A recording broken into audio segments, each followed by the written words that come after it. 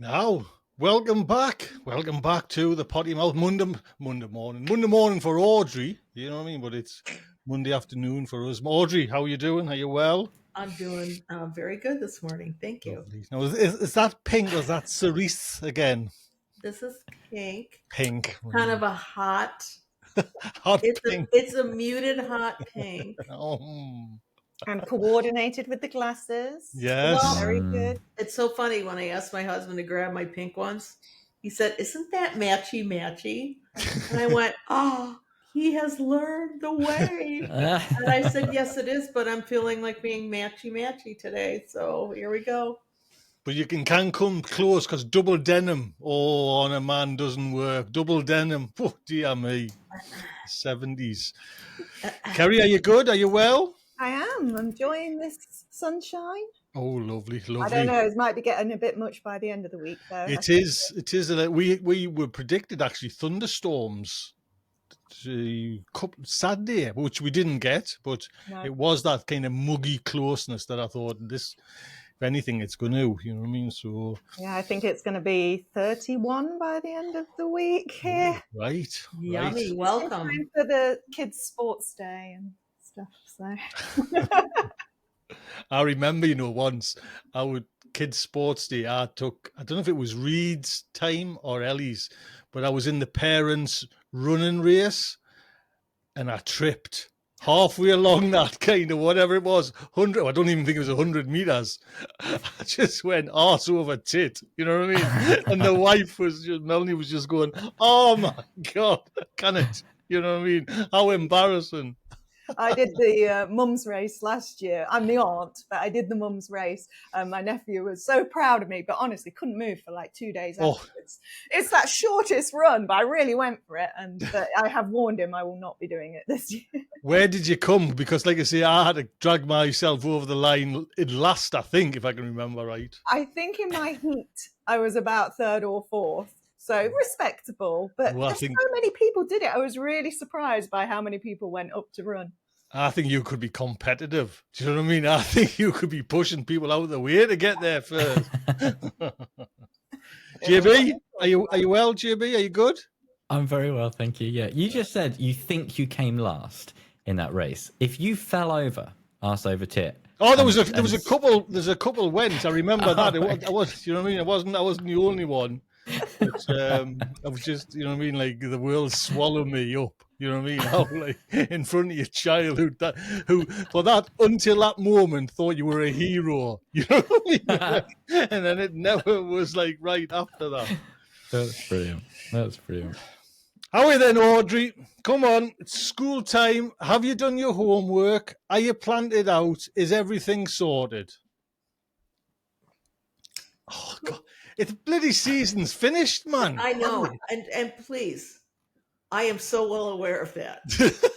I am so well aware of that. And I see like people actually harvesting things. And I'm like, what is that like? I mean, I harvested some snow peas the other day. And I thought, well, we got something out of the garden. But yeah, no, I'm so behind. It's ridiculous. So I'm hoping today or this week, because I have Shelmar here 3 days this week. So I'm cracking the whip and we're going to get it done. So, did you get anything in from last Monday? Have you? Oh, yeah. All right. Well, that's not so Oh, great. yeah. I've got, what was it though? Did you do the sweet potatoes? Because we were both going to do that. I know. And no, I didn't. No. But they are going to, I'm not even going to say. I'm going to let you know when they are in. Because I'd like to say they're going in today because they should. Because we're working in that bed today. So, and they're ready. They're ready to roll. Chilies, tomatoes, all in? Those are all in. Done and dusted there. Oh, okay. No, they're not all in. My cherry tomatoes are not in yet. And I was less worried about those because they go fast. They'll like produce quickly. So the other ones are all in. But oh yeah, I'm having a hell of a year. So what I've actually got some. What's the orange ones? I keep on forgetting the orange ones. The F1 little Sun Gold. Sun Gold. I've got a whole bunch of them to pick now. To be honest, they're like you Oh. say, they're quick as anything. And They are. I And rocked up. I'm leaning heavily into cherries this year. What? Why are you laughing? Because there'll be bugger all else getting ripened. That's why. Well, the other ones have been in for several weeks. So, I will look at those today and see if there's any flowers. But we are going to do a tour today because it just has to happen. Nice. Yeah, it just has to. It's like ridiculous. Is it a case of... Go ahead. Sorry, Audrey. Is it a case of like life getting in the way? Audrey, is that why you're behind, or is it you're spending a lot of time doing stuff? Broken legs are really starting to piss me off. Like I'm so done with this. I can't even tell you. Yeah, I can imagine. I'm so done with it, and we're not done. And yeah. Oh yeah. Yeah. Good years, bad years. Do you mean I've had a couple of them? Well, So just... don't break your legs. That's the best tip I can give you. Mind you, Kerry, I got that oil, the Arnica oil. Arnica oil. Yeah. And yes, all you can hear is 4 times a day. You know what I mean? Rubbing it on the thigh there. Because yesterday was Father's Day in the UK. And we went out and we had lovely time and all that. But we were walking back to the car. And I thought, I haven't put my bloody oil on, and my hip kicked in. And I was like, they were like right ahead of us. Do you know what I mean? I was so trailing. Are you coming? Are you? Hurry up, Tony. Hurry up. It's me hip, man, me bloody hip. So I went to Gardeners World Live yesterday, and I arnica'd in the morning because I'd done a big day at the plot on Saturday. And as I was just about to go out the door, I thought, my hips are hurting. I went back upstairs and I put some more on before I left. It's the drug. It's the drug of the gardener. You know what I mean? It's good stuff. I told you. Oh, honestly, it's like because it gets us when I lie down, and I like to have me nana nap. That's the annoying thing. You know what I mean? I like to have this 20 minutes on the settee, and before you mentioned it, I was like, this is spoiling me fun. Do you know what I mean? I like to have just like 10 minutes. Just to myself on the settee. And now, does it numb the area? Is that the point of the oil? I don't think so. No, it's an inflammatory. Yeah. Carry on, Kerry. Okay. It's actually working on the inflammation. Okay. But it's all natural. It's a herbal remedy, but I think it's 100% arnica is in the oil. Okay. But it smells nice, so it's not like... Have you guys tried lidocaine patches? No. We have deep heat, but that stinks. It's strong. Well, it's not horrible. Yeah, that's it. Yeah, that's the one I have. And I think, honestly, every gardener should have that in their arsenal. Do you know what I mean? Because we all kind of, our age, around about our age, suffer from aches and pains there. Oh, I'm so pleased it's worked for you because I recommend it to everybody. Like I'm not walking in the park and somebody might mention feeling a bit hammer. You must get your arnica oil. I feel like I need to, contact this company and start getting a promotion. It's funny, Kerry, because I put it on and I think, it hasn't worked, but I'm not limping. It's not, the ache's not there. But if I don't do it, you know what I mean? I'm like, should I put the bloody oil on? Exactly. I know when I slept through the night, I woke up in pain in the night, and I know it's because I've took the arnica. You should grow it. It's quite a pretty flower. Yeah. I don't know how easy it would be to extract the oil. Yeah, probably not very fun. Distill it. Look at there's the young kid, doesn't need it. He hasn't got any aches and pains there. The young boy, Oh, yes, he does. Come on. Yeah. I spent Saturday in the allotment and my legs hurt a lot. My legs are aching from I feel like I've been doing deadlifts. My hamstrings are very, very upset with me. So JB, then what you been up to in the garden and tell? Oh, plenty. Do you know what? I had a really bad week last week with hay fever. It's quite bad. Well, that's today. what I seen. I've seen that. I'm sobbing, and it's not you guys. It's just the hay fever. I promise. But yeah, I went up on last Monday after we recorded, And then it was so bad all week, and I had to go out on a site visit as well to work. And we went to a meadow, and it was just like, oh, terrible. And it was really bad all week. So I didn't go up again until Saturday. So I was away from Monday till Saturday, and I was really nervous about what I was going to find. And it was fine. Everything was okay. There was like some slightly wilted tomatoes, and that was it. So really quite lucky. And then spent the whole weekend on the allotment, basically. Hay fever free. I don't know why. It never really makes sense to me. It's like sometimes the medication works and sometimes it doesn't, basically, is how it feels. But yeah, Saturday and Sunday, there for 6-7 hours, and it was just like bliss. I got so much done, feeling really on top of everything. I've got the irrigation sorted in the polytunnel. Pretty much most of the stuff is planted out now. Started a bit of sowing yesterday. Show up. I know. It's honestly, it's my dad. Like, he did so much while I was away, and if it hadn't been for that, I'd be feeling really swamped. And just like the fact that all the little maintenance stuff is done, like there's not much weeding to do, and the paths are all nice and under control. It's all those little things that would be overwhelming me have been taken care of. So it's really nice. I've even been like, yesterday I was deflowering my chilies. Like taking the flowers off, which is one of those things that I always say, like, yeah, it's if you've got time, it's worthwhile. But I never actually do it because it's like it's such a nitpicking type job, like taking the flowers off your chili. I remember you saying not to bother. You know what I mean? Just you know what I mean? Yeah, if you're doing it at scale, it's not really worth it. But where I've only got six plants in the polytunnel this year, well, 9. Is that all you've got? I've got 9 chili plants in the polytunnel. All right. 6 in the auto pot, and then 3 in a little chili grow, and then I've got 4 in a quad grow in the greenhouse, and that's about it. That's about it for chilies this year. So about 15 plants, give or take. So are you deflowering those so that they're concentrating on growth before they start putting fruits out? Yeah, exactly. They're still very small. They're still quite young plants. So I'm sort of like, no, it's too early. Okay. Give it a bit of time. If they were much bigger plants, I'd be like, yeah, it's fine. They can, when they're flowering and fruiting, they will still grow a bit on the vegetation side. But yeah, for these guys, I really do just want them to get a lot bigger before they start flowering. So we had JB in the fridge a piri sauce, not a sauce, like a spread from last year's piri. Was it? Yeah. And I knew it was hot then, and it's lasted because it tastes lovely, but it's too hot for us. Honestly, it's just like, wow, man. Piri is no joke.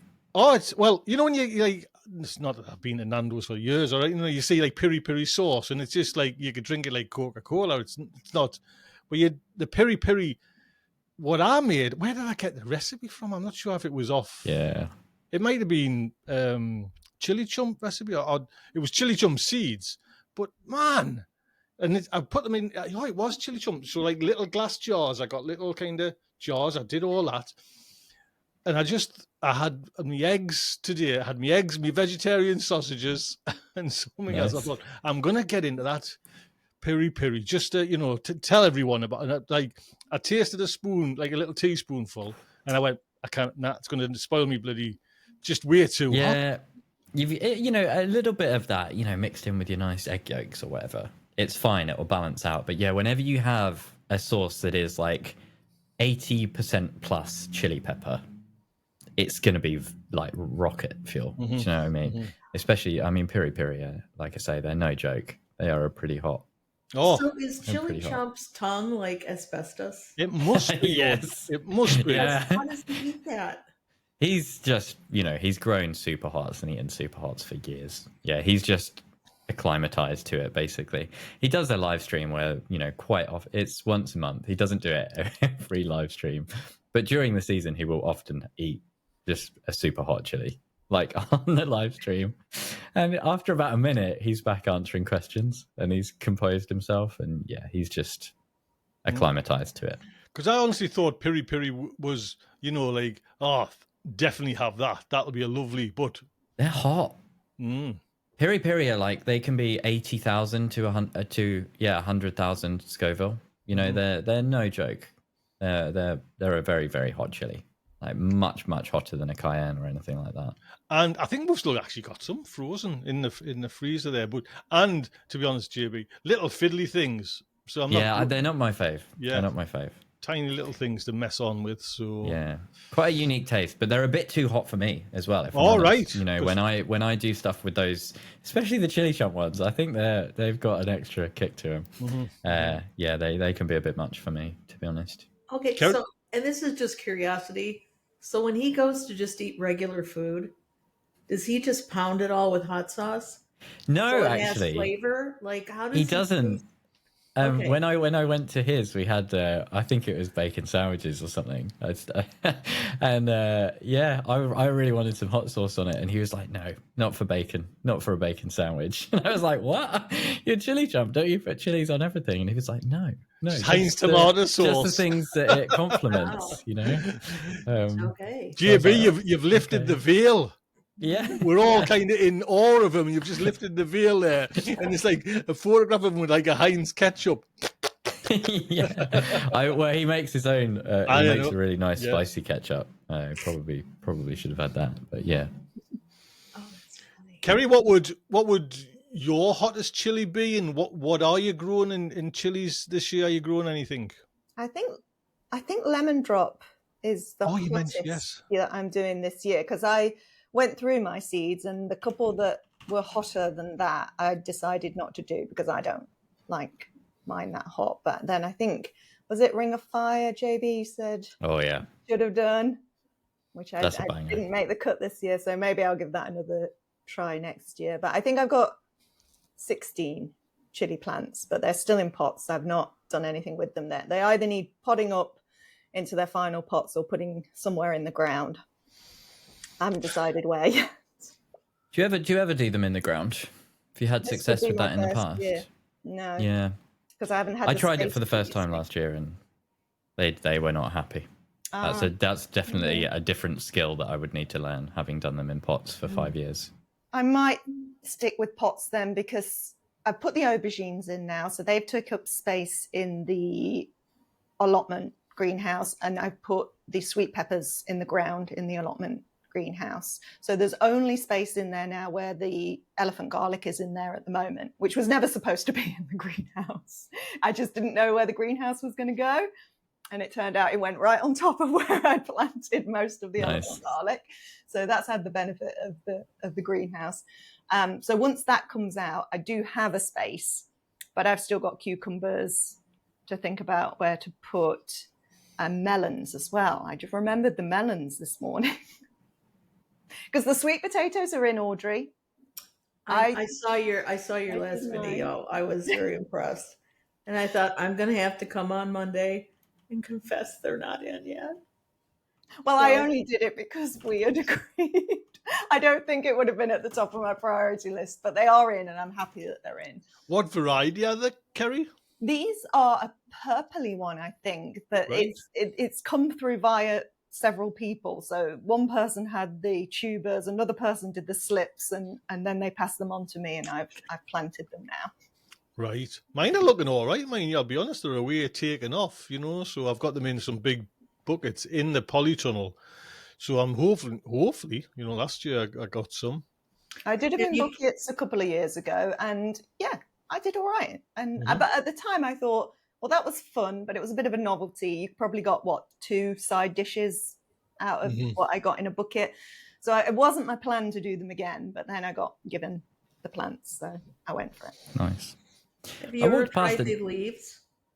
The sweet potato leaves? What about them?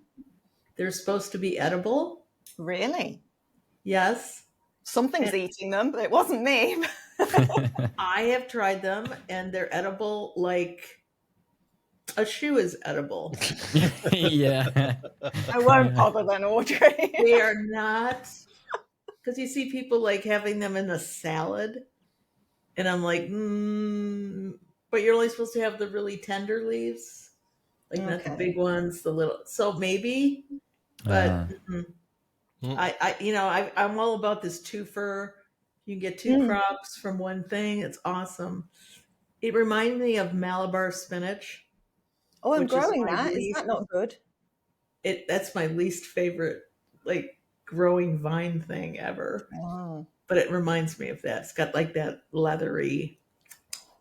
Not good. Enjoy that one then, Kerry. I know. Look forward to harvesting that. Well, to be fair, they are teeny tiny. They've been stuck in the greenhouse in tiny cells, so they've not been you're doing much. growing So Malabar? I am for the first time because I thought I can put it in the polytunnel because it needs to be undercover, doesn't it?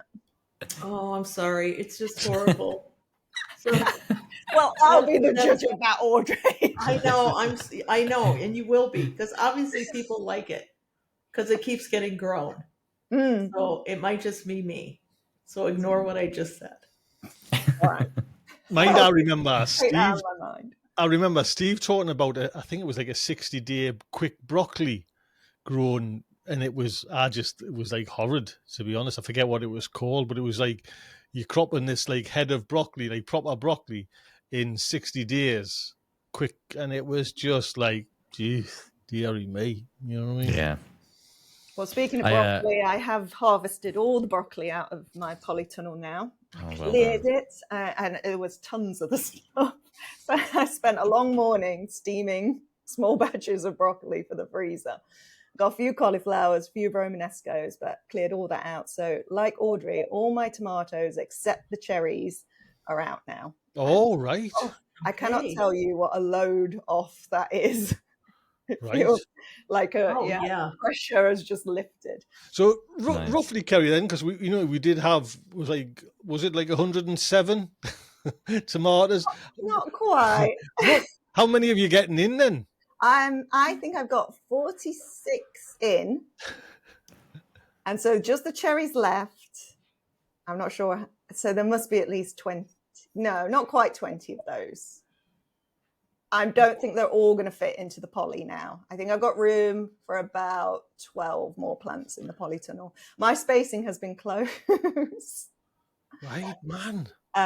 So I think some might have to go in that elephant garlic patch in the greenhouse. What size is your polytunnel? Is it like a football pitch? Is it 20 feet? One? Oh, I did measure it. Right. Well, actually, I'm sure mine's 18 lengthwise, so at least you've got a little bit more. Yeah, it's two quite deep beds. There's only a thin path through the middle. I've done a double row, and I've left between sort of 32 centimeters and 43 centimeters, I think, when I was measuring. Clearly didn't measure as I was putting them in, only after. But that's about the spacing between them in the rows, and then there's much more between them. Mind you, that's not too bad. I was going to say it's more than I would normally do in the greenhouse at home. I get 23 tomatoes in the home greenhouse, and I've done that for a couple of years. And that spacing was 25 centimeters all the way around each plant. So this is. How do you remember that? That is amazing. That's only because I've been doing it for my video for this. Teacher, that's very why. yeah. Miss has got all the answers. Do you know what I mean? I was going to say something there. When you see like commercial growers though as well, Kerry, they're like dead close together. Do you know what I mean? So, well, watching Gardener's World, and Monty was saying, put them close, stress them, so that they fruit. Right. Oh. I thought, interesting. Right, I will. Yes, I will. Ask me twice. Yes. Okay.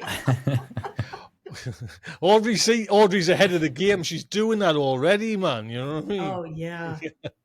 Audrey, can I feed sweet potatoes? Well, I think you can feed everything. I think I just give them I use the fish emulsion seaweed thing. So I just put that on everything. Yeah. So I'm not. When you say put it on, are you like in a watering can on the soil? Are you? Yeah. It's a liquid. Yep. I think I was feeding mine last year with seaweed feed for the most part. Mm-hmm. I just feel like that helps everything just get a little. It's a nice general purpose. Like the NPK of seaweed is really good general purpose feed for pretty much everything, you know. Mm-hmm. I've been putting seaweed meal in the planting holes. It's quite expensive though for a small tub, and then I found bulk lot online earlier this week, so that delivery I'm waiting for. But yeah, I should have a huge bag of seaweed meal coming. But I don't use other things because I don't use fish blood and bone and things like that. So that's going to be my fertilizer for the year. Nice. And what do you say? You put that straight on the ground, Kelly, or in the ground? Yeah, when I was preparing the beds, I was sprinkling it over the beds before I put the compost mulch on top.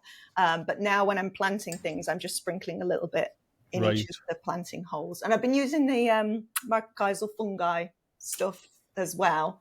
You made someone happy. That's okay. Yes.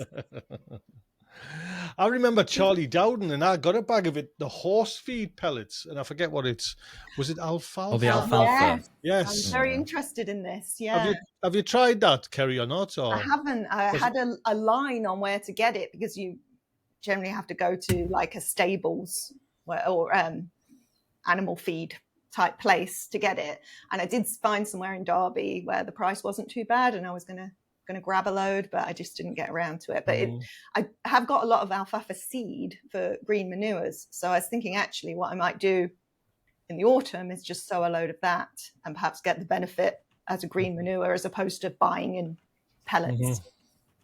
I've put it on a few times. I mean, you kind of forget that you've put it on, but it like breaks down pretty because it's like a pellet, you know, for the horse feed, and it just breaks as soon as rain touches it. It just goes to this emulsion and it sinks into the garden. So, JB, have you ever used it? I haven't. No, I've never. I've definitely heard of it. I mean, I knew that you were talking about alfalfa, but I'm just having a little Google now, and apparently, it's got a growth stimulant in it called triacontanol, and that's what separates it. It's not just. It's got a decent NPK, but apparently there's some kind of like growth stimulant in it. I mean, that's just a comment from a random person on the internet, so take it with a pinch of salt. Oh, it's gospel. Gospel.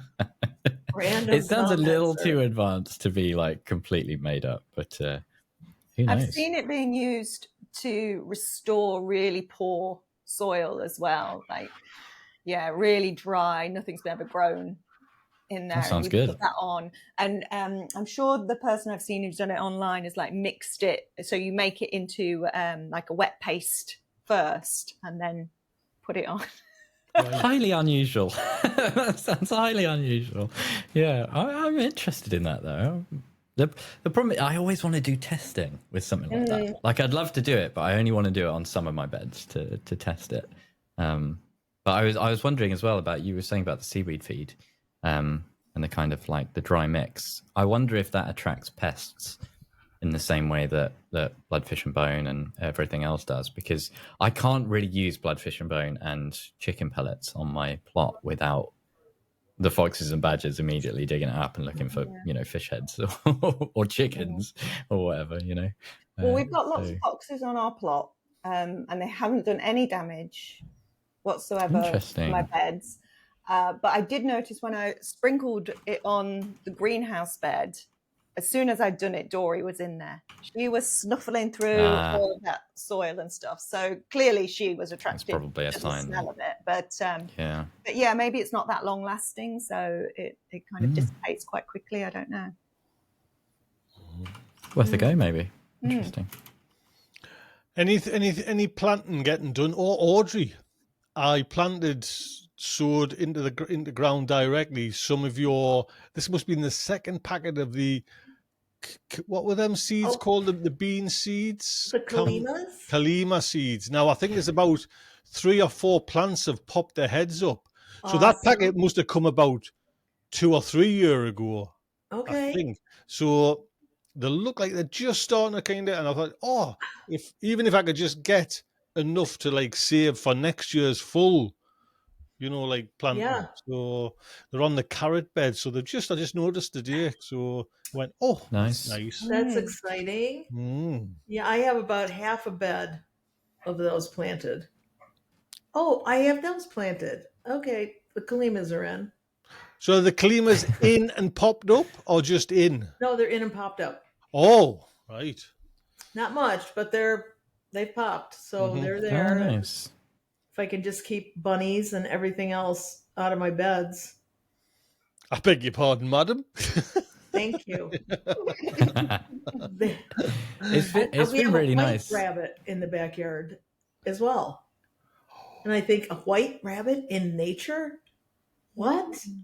Like I'm thinking that escaped from somebody's house. Yeah, Oh, got it. right, yeah. It's not gonna last because wow, it sticks out like a sore thumb. Like Wow. yeah. So but she is around, and with all the other little brown, horrifying little bunnies. Audrey's war against No, small, cute animals continues. I don't just go to somebody else's yard. That's all I'm asking. There's a park just like 500 feet from us. Just go to the park. Mine, did you see? And we were going to talk about it on the other show with myself and Mark. Did you see Mark's video where the bloody rabbits were running around his allotment? Yes. I thought that was, and then there's Mark running around after. You know what I mean? I hadn't seen that bit. That's amazing. Because he was having trouble. Like a rabbit got in and it was like, and he couldn't. He said he just couldn't work out where it was at, and then he got a camera.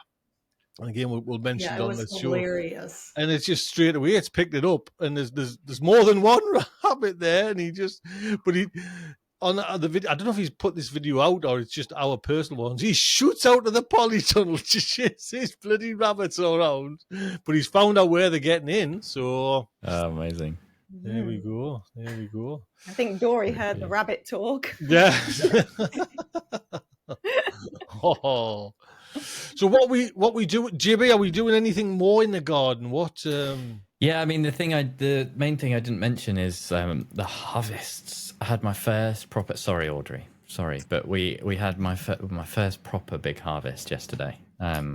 More rhubarb than I know what to do with. To be honest, I haven't weighed it, but I had to carry it home. So that's how I know how heavy it is, because I had to walk with it for 20 minutes. 20 minutes. My arm was right. screaming by the end of it.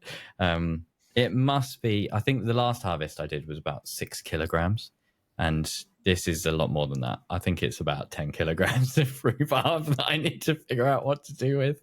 I made a lot of jam last time, and it's not the nicest, if I'm honest. Like, I quite like it, but I think that's because I made it. Yeah, you know, I'm gonna eat it, but Jess is not such a fan. and I feel like you need to maybe mix it with like a strawberry or something else to take a little bit of the rhubarby edge off it.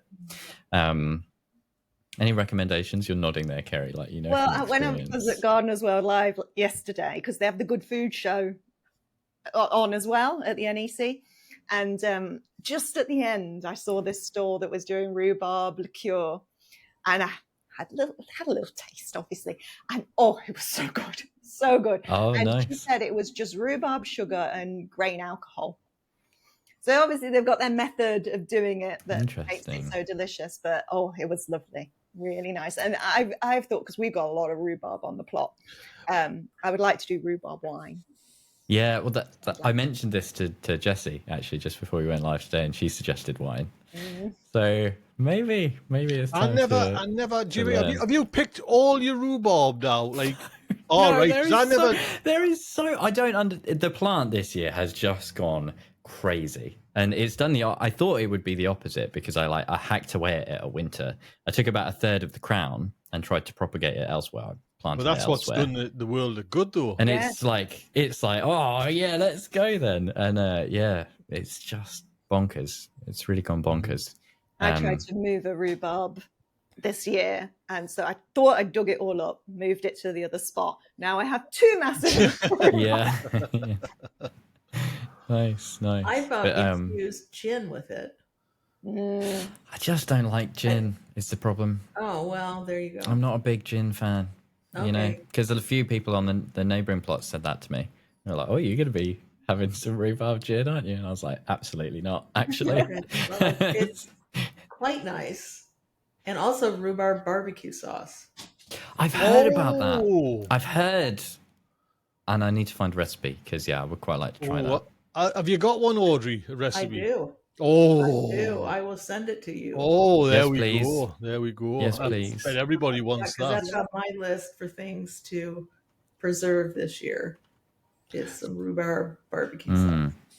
You can just freeze it, apparently, whole, and raw. Well, You don't you even can- need to oh, blanch yeah, it. So I think you can freeze everything, but I like things that I can just like open something and it's room temp and ready to go. I don't have to wait Yeah. for it to thaw. And all Are you that. it's just still because I have so much of it. I think I'll probably process about half of it and then bung the other half in the Yeah. freezer.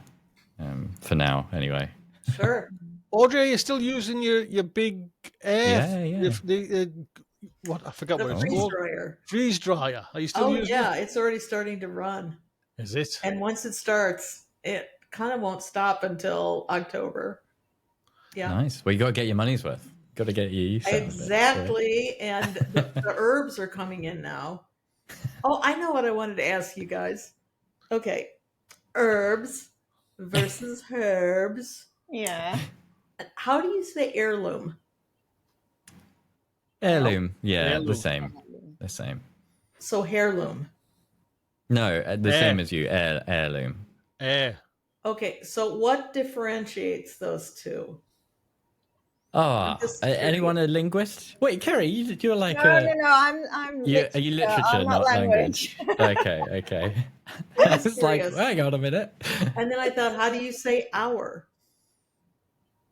Like, it's the hour is 11 o'clock. The hour is 1 o'clock. Yeah, the same. Yeah, hour. So I just It's think, just- what is your criteria for that?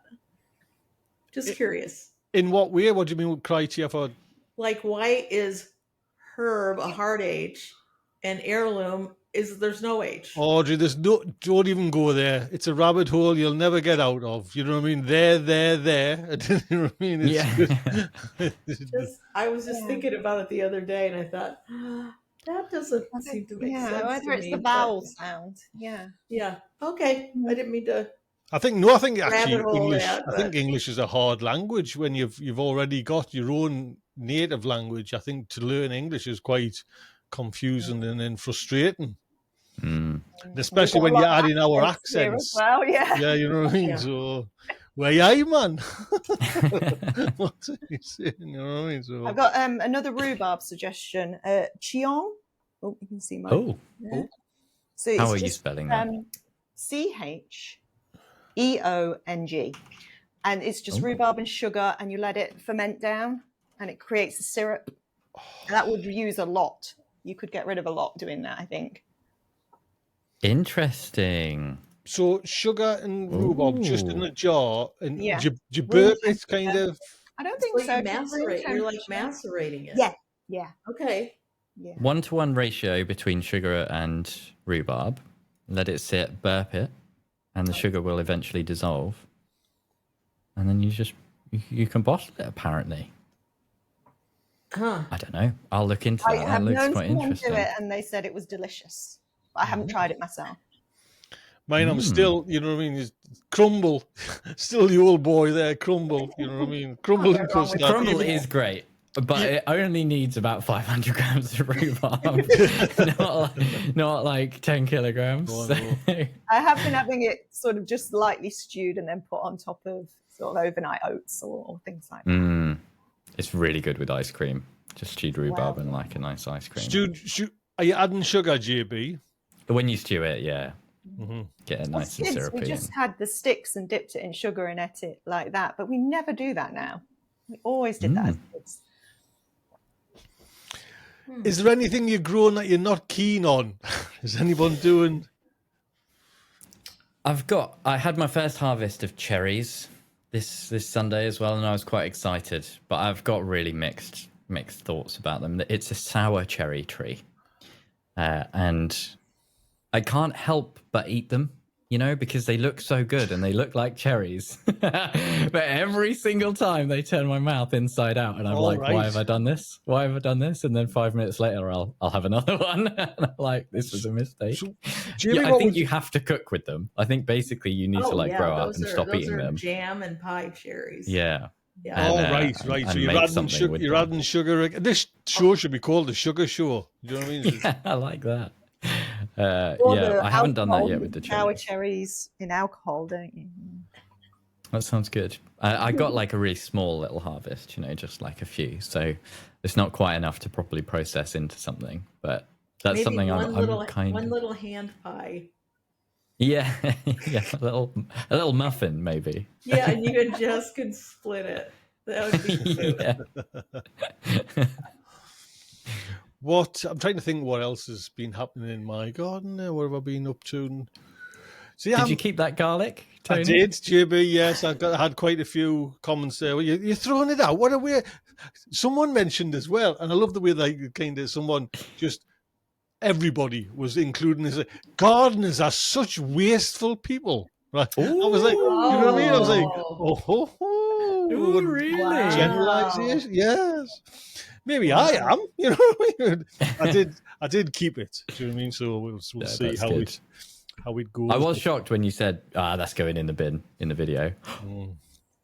Oh my goodness, he can't say that. I went to the comments immediately and everyone was like, Oh no, JB, that's, you know what I mean? Have I not taught you anything about YouTube? You know what I mean? All engagement. Well, the algorithm, get the comments going.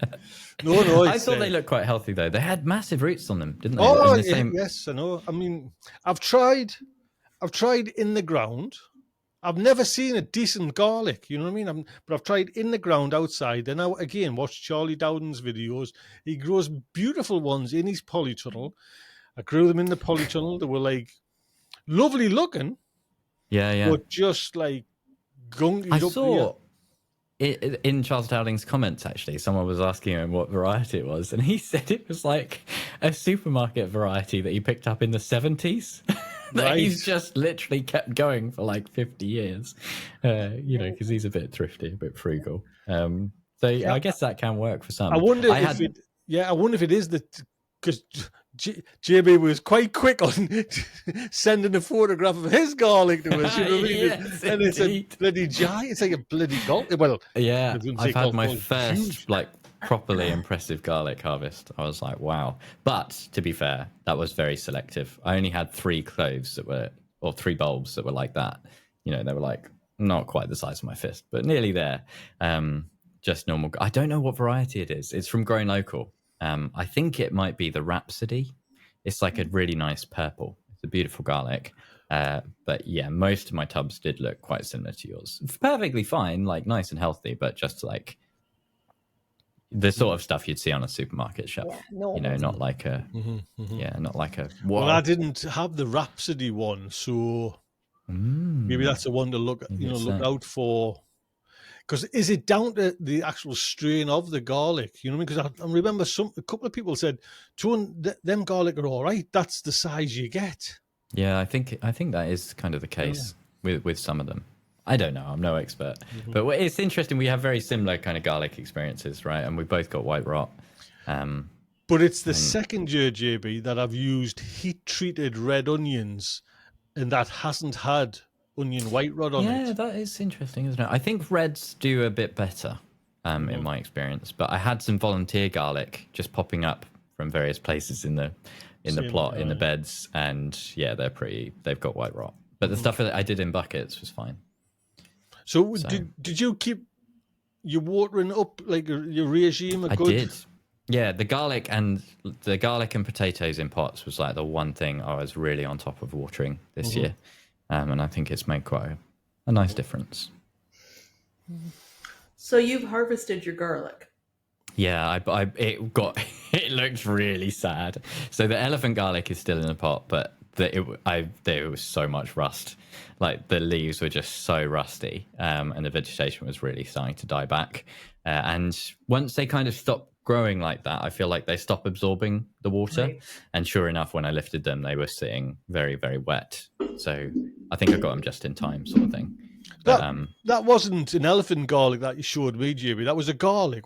That was a garlic. Can't even catch you out that way. Right? Yeah, it looks elephant garlic sized. It's nice. It'll be in one of my upcoming videos very soon. I always like, mind you, when the camera's on, to get it looking like white and clean, even if that means peeling back a few skins, giving it a wash. I didn't do that. I should have done that. You know what I mean? Should have done that. I don't know if I'll grow garlic, unless there's someone says, Tony, it'd be nice to try, like, that's a big bulb. That will grow into a big bit of garlic. Yeah, that's what you want the impressive. I'm fed up a little kind of You know what I mean? Them that size. You know what I mean? Like you say, you can get that in Costco. Get that by the bag. I feel that way about onions, to be honest. My onions went in really late this year, and they're not doing great. I think I did them maybe only a month ago, so maybe I should be a bit more patient with them. But there were so many weeds in that bed, and I finally got in and weeded it, and it's just like half the onions came out while I was weeding. Do you know what I mean? Because the roots of the weeds were so well established that you disturb those, the onions come up too. And you know, with white rot, it feels like an uphill struggle. So I just planted a load of tomatoes in that bed instead. And went, well, if the onions survive, they survive. But I'm not, you know, there's stuff I'd rather grow than onions, to be honest. When I'm limited for space, they just don't do well for me. So has anyone harvested a tomato yet? They're there, Audrey. I've got a few red ones and the orange what they call sun golds. Gold. So it's just I would like to have had the camera there, and I was doing Okay. something else. So, but no, they're there. I've got about probably 12 actual tomatoes. Nice. I mean, it's the first. I mean, they're all the rest are green, but like what you're saying, Audrey, like cherry ones are like super quick. So it's nice to have. You know, I'm still hoping that, you know, I've kept all my windows open. It's actually, JB, I forgot to kind of answer you back. Danny's getting in touch with us from, you know, Grow Up, Danny, and he's got 2 fans. And I was going to talk about this. That would be great, because if it, like last year, it was like all, you know what I mean, fungal, and people were saying, oh, he should have had, you know, some airflow through there. Now I've got the doors open. But if I could get a couple of these fans that Dan's got in his polytunnel, solar power, you know what I mean? There's no like electric. And what he was saying today is, he sent us an email. You can do it for a timer, so it's not going to. Your solar power is not going to just like run out. You know, they've got batteries in them, have they? No, that means it's. I don't know if there's batteries in as well, but it's like a little letter A, part of it's the solar panel. This is what I'm thinking. Do you know what I mean? From looking, so you can have it on for a timer, say through the day, 8 hours, and then it'll switch off, recharge. Nice. You know what I mean? So yeah. So they must have a little inbuilt battery. That's really cool, because I've been looking around for solar powered fans. You'd think it's one of those things that like.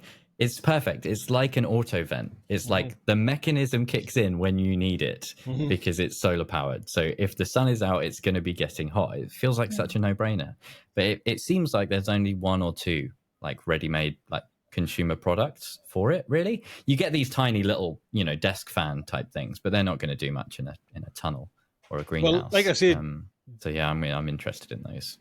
Dan's got 2 of these there, and you know his is a nice sized greenhouse. So he's quite happy with them. Do you know what I mean? He was saying they move a lot of air. So I was very interested. Yeah. You know what I mean? I did see you can a slightly cheaper way of doing it. I saw Niall Radford. Here we go. Yeah, I was tempted. You know what I'm like. And he's just got he's got a solar panel. Who's this? He got NR Tomatoes. Right. It's where I got some of the interesting tomato varieties this year. And he's got a polytunnel that is getting like way too hot. So what he's done is just wired up a solar panel that was about 60 quid, 100-watt solar panel. He's wired it into a car radiator shroud. So it's just like the 2 fans that go in front of a car radiator.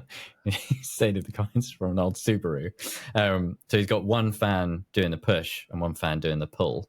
And it's just the same thing. There's no battery though, so there's no storage, which is a slight downside there. You know, so it only turns on when the sun is out. And sometimes you do still want that ventilation in the middle of the day.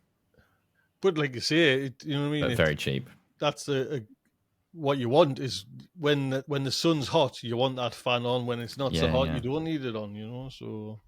What I was really surprised. I was looking for ones like, you know, the stove fans you get, where the fan is powered by heat. Like they sit on your wood stove, and there's like a little thermal converter that converts it to. You're looking. Do you not have one of those, Tony? I thought you'd have one of those on your stove. So there must be a way that you convert heat to electricity, but maybe it's completely uneconomical for something like a polytunnel. You need like the 100 degrees of a stove. I'm just enjoying Audrey's face while this discussion is going on. We're both just open the doors, my God. No, but you need something a little extra, right? Yeah. What have you got a thermometer in your tunnel? I don't have any polytunnels, so I get that they're hot as hell. Yes. You don't. I mean, you don't need it, Audrey, because you're just. I know, because my outside is hot as hell. Yeah. Yeah. Which it is. What about you, though, Kerry? Does it not get too hot in your tunnel? Well, I don't know yet because this is the first year. So I guess by Friday I'll be finding out how hot it does get in there. You've got vents in the side though of yours, haven't you? There's vents in the side, which are broken anyway. So, there's always airflow. And I've got 2 doors either end. It is in the direction that the wind goes. So yeah, I think it will be fine. I've done that with mine and I do have both doors open, but in the height of summer, it gets like too hot for the tomatoes. I think. Danny's sides roll up too. I mean, he's got a very, very deluxe polytunnel. Yeah, he was telling me about that.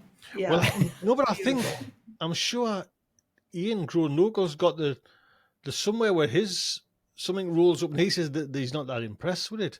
But I always remember my old polytunnel, which was a bit like ripped, and it was ripped and sides would flap. I used to grow the best tomatoes ever because it was like a ventilation that I didn't even realize. Do you know what I mean? And it was through the night and everything was. This is why I'm not worried that I have these greenhouses that are half glazed at the moment. Yeah, it's just ventilation, isn't it? Yeah, nice. Well, I think the email has been sent. Yeah, I've sent one to you. Yeah, I sent an email to that company straight away. Like, it would be nice for my tunnel, I think, because it doesn't have any of the side vents or anything like that. So it's got some holes. Green tunnel as well. But not any repaired holes. What were you going to say, Kerry? It's mine is one of those green polytunnels as well, so it's kind of got some shading built into it, hasn't it, really? Yeah. Do cannabis growers use those kind of fans? You probably, in this country, probably not growing that outside. Maybe you need a green polytunnel for that. Yeah, definitely. Right. I'm just trying to think, because they seem to have really upped the garden game on a lot of that things. Is very true. So they are generally so what are they doing? Maybe they got a solution. Yeah, not so much in this country for the solar powered stuff for your weed grows, I don't think. But you are right. That really does push the frontier of consumer growing. Oh yeah, 100%. Oh yeah. Yeah. I love the idea of solar power, just like free power. It just makes sense, doesn't it? For a garden and allotments, you so rarely have electric. I was looking at getting a solar panel for the shed anyway earlier, and I was like, oh, that 100-watt solar panel for £60. That would be quite nice. Just a little battery unit in the shed. Could have a little electric kettle and some lights in there for winter. Be quite nice. Little charging bank for when your strimmer runs out of. Talking about JB, I've had an umpteen sent to us these power bank battery things, and there was a company sent. I've got to wait and see. EcoFlow, see if I get a pass the test. Honestly, the thing they want to send, if I'm lucky enough to get it, was I think it's about nearly 3,000 power a house. Jeez. Oh, honestly, it's jeez. It comes with you kind of carry it. It comes with you know what I mean? You've got it comes with wheels. That's amazing. But would you leave one of them at your... That's the thing. I think because the solar panel, if you lose 50 or 60 quid, you can kind of chalk that up as a loss. But if you've got a 100 quid battery or something like that, I'd probably want to and build the rest, a little JB, and the rest. I'd probably want to build a little enclosure in the shed, try and hide it away, and maybe lock it or just have it so that it's in a box, so you can't get into it without a drill, basically, to unscrew it and all that stuff. If you're determined to get into a shed and determined to get something that's in a shed, you can do it no matter what, unless I get a metal safe. But that's just ridiculous. If you watch my video that probably going to go out tomorrow. It's ready to go out today. I just need to make sure. Didn't Reolink send me one of these remote control cameras? Like, Yeah, I saw Mark got one as well. So I can, well, if you, JB, watch my video because you can win Mark's. They sent another one down as well. So interesting. So you can sit in the bath and just look at your foxes damaging your polytunnel. Watch the chilies growing. Watch from the the chilies growing. Yeah. Living the dream. But that's the you know what I mean. That's why I've wanted one of these like at the allotment for ages because I was saying there's nothing there, but the sentimental things are there. You know, like Audrey sent us like years ago a hori knife, and I would be gutted if that went. Do you know what I mean? And there's things in my mum's that are kind of still there, and there's like it's everything else is just shite. You know what I mean? But it's the point of someone coming and just messing it and just wrecking it for the sake of it. You know what I mean? And yeah, no, completely. Yeah, I've always been kind of interested in getting something like that. Oh, watch it. I'll send you an email. Thank you very much. Is there anything else to talk about, gardening wise? I'm at home this week, so I did have a bit of show and tell. Oh, hello. Saved it till the end. Yeah. Kept us in suspense. Well, sorry, Audrey, because I have been harvesting, but what came out of these strawberries don't look great, but this came out of the garden. These are boysenberries. Right, yes. Oh, hello. Huge. And so crossed between one of those ones that's like a cross between a blackberry and a raspberry. Several, because these are loganberries. And then you've got the boysen, I've got tay, and I've just got a tummleberry that I put on the allotment. So I've got all these different ones to kind of try. But if I'm going to recommend one at the moment, it's boysenberry. It's so delicious and really Are they super sweet? No, the boysenberry aren't as sweet, I would say, as the loganberry, but they're rich. You know, they've got a real lovely taste to them. I guess they're more to the blackberry side than the raspberry side. Yeah, interesting. So, Kerry, what are you gonna do with all that? I'm just going to eat those fresh. Yeah, I'm just going to switch this camera off, and I'm just going. Yeah, pretty much. Yeah. And then I've cleared the broad beans. So this is my broad bean haul. They're not all yet, but I did find that I still had broad beans from last year or the year before in the freezer. So I'm going to have to do some stock rotation on broad beans. And then sweet peas are coming. Oh, nice. Oh, aren't those pretty? As I've been sitting here, it's just been wafting over. And those I can't grow. No. It gets too hot here too fast. And they just kind of sizzle up and... See, Audrey, I've tried a few times and mine just always go moldy powder, you know what I mean? I lose them before they even flower. Yeah. I do find them tricky. If you get the timing, I think you have to be really on it with the timing for sweet peas. Mine are not very good this year. You really got to be on it. Well, I'm not a good gardener and I manage sweet peas, so I don't know why, but they seem to grow for me. What variety is that? They are every variety going. I had so many packets of different sweet peas, again, buying them in sales because they're expensive, sweet peas. And I just ripped open all the packets, put them in a jar, shook them up. As you do, you know what I mean? And this year, I was really good and I topped them and then rooted the toppings. So I've got another succession to go out with those. If that works. That's my first year doing that. Right.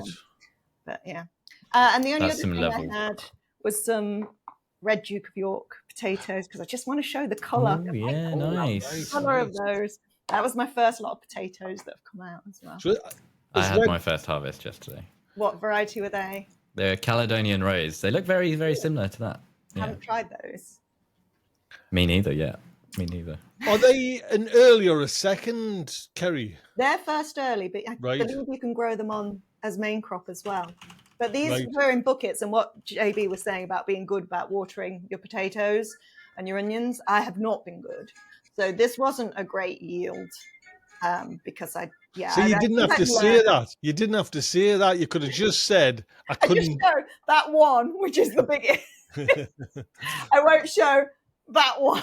Oh, there we go. Yeah, there we go. You see. It's all for the And camera. you've learned the trick. Put it up closer to the camera. True. So it always Yeah. looks bigger. Yeah. Yeah. It's a good fisherman trick. Put the fish right in the camera. Yes. Has anyone got anything on their plot that they're like looking at really excitedly? Because I've got a few this year, and it's very nice. The cabbages are like probably some of the best I've ever grown, and I'm really, really hoping that they carry on.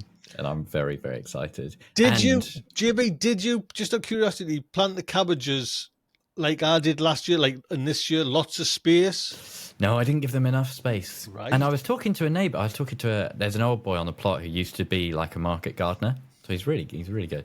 And he says that commercially they do plant your cabbages quite close because it creates an amazing like shade layer and shades out all the weeds, and it makes them like a bit more compact, and they form better heads. Apparently.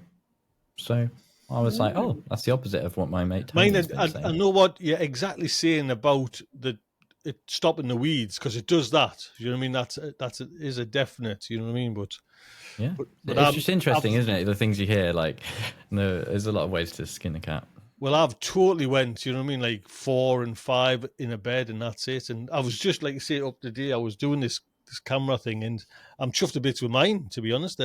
Everything seems to be, apart from the garlic, seems to be kicking on nice, Yeah, you know what I mean? nice. So I've always struggled to get a properly like good sized cabbage, you know. And you look at your neighbors, and they're like, cabbages bigger than my head, and I'm like, what are you doing? Like, how are you doing that? And this year I finally, and I think it's pest pressure. I think it's aphids that really hammer them at the start of the year. And I'm always a bit like casual and blasé about it. And then you realize actually pest damage at that really formative stage can have really kind of multiplicative effects. Do you know what I mean? Like it feels like it can really knock them. Yeah, my cabbages, some of them, the centres have started to curl in, and I can see the whitefly in there. Yeah. I need to do something about that then. Yeah, but my pixie cabbages are looking good, and like you, I've struggled with cabbages, and I'm hoping this will be the year. Yeah. The other thing I'm very excited about is berries. So I have a mystery berry. I still don't know what it is, because it looks like a blackberry, thornless blackberry, but they are bigger and they are super sweet. Like they smell like candy floss. When you've got a little punnet of them, they really do smell like candy floss. And I'm always really bad at like pruning it and taking care of it. And this year I've done it. I've like been much better with it. I've trained it, and the branches are loaded. You could see them all, like they're not even starting to ripen yet. It's like agonizing looking at them, but I'm very, very It'll excited happen for quick. I swear 2 days ago I had no ripe berries on those bushes, and then this morning I was like, I need to get a collar done. Nice. Get out here. JB, you need an assistant on that. You know what I mean? You need to just swan in for the final show where all the work's being done. Do you know what I mean? Because you're on top of it, but it's down to your dad. Yeah.